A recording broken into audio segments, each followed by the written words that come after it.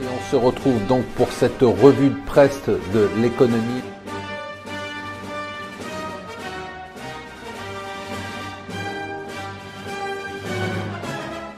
Bonjour et bienvenue sur Mon Financier. Nous sommes le mardi 6 novembre et le mardi 6 novembre, ce sont les élections de mi-mandat pour les États-Unis. Donc on va parler que de ça ce matin parce que c'est dans toute la presse. Alors je vous passe la grogne sur la hausse des carburants. Macron qui explique que c'est lié en partie à la hausse du pétrole. Il ne faut pas dire au grand public, surtout que le pétrole a baissé de 15% depuis quelques semaines, parce qu'il pourrait être très énervé de voir que ça n'a pas été répercuté à la pompe.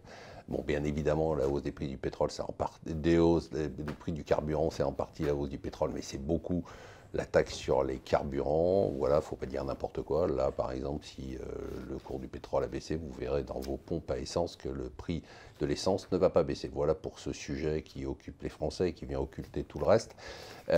Donc, les élections américaines, de quoi parle-t-on? On parle de 3 élections en fait. Il y a d'abord la Chambre des représentants, une partie du Sénat et des postes de gouverneurs. Donc l'enjeu, c'est principalement la Chambre des représentants, puisque c'est là qu'il y a le plus de renouvellement.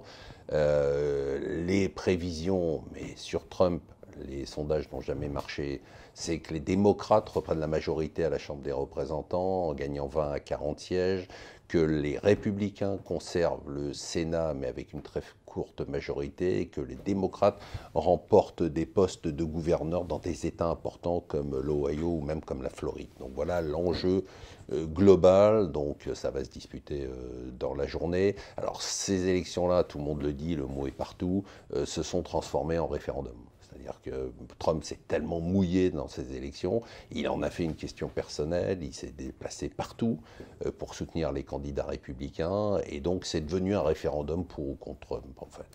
Et on va donc savoir aujourd'hui si finalement la politique de Trump, qui est une politique économique qui, même si les gens le disent en se pinçant le nez, ils considèrent quand même que sa politique est bonne pour l'économie, pour le chômage, pour l'emploi. On va voir l'impact que ça va avoir sur la population. À noter, une bonne nouvelle, le nombre de femmes qui se présentent aux élections à un niveau record, surtout bien évidemment chez les démocrates. Donc voilà pour l'enjeu. Qu'est-ce qui peut se passer? Donc a priori, la Chambre des représentants pourrait basculer. Et en gros, c'est un scénario que les marchés aiment bien. Pourquoi? Parce que ça veut dire qu'en fait, on va avoir un gouvernement un peu bloqué, c'est-à-dire que Trump va être sous contrôle. Et finalement, comme il a fait le plus important pour les marchés, c'est-à-dire la baisse des impôts, le rapatriement du cash des grandes entreprises, tout le monde se dit, finalement, s'il pouvait s'arrêter là et ne plus rien faire, ça serait parfait. Donc pour les marchés, ce scénario-là est plutôt un scénario favorable. Alors qu'est-ce qui se passe s'il perd la Chambre des représentants? En fait, c'est très simple. D'un point de vue domestique, il ne peut plus faire grand-chose, c'est-à-dire qu'il ne peut plus baisser les impôts. Sur l'Obamacare, il ne peut plus faire grand-chose. Enfin, il est vraiment bloqué.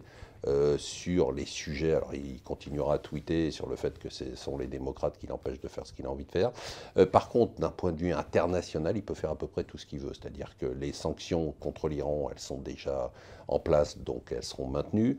D'autre part, la guerre commerciale, il peut continuer à la mener. Alors on sait, vous et moi, parce qu'on l'a dit dans Mon Financier, qu'il devrait se mettre d'accord avec Xi Jinping à Buenos Aires.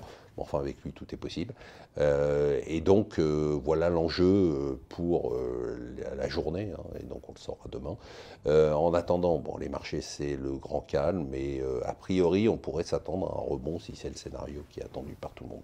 Voilà, donc ça sera aujourd'hui, c'est un unique sujet qu'on va suivre de près. Moi, je vous souhaite une excellente journée.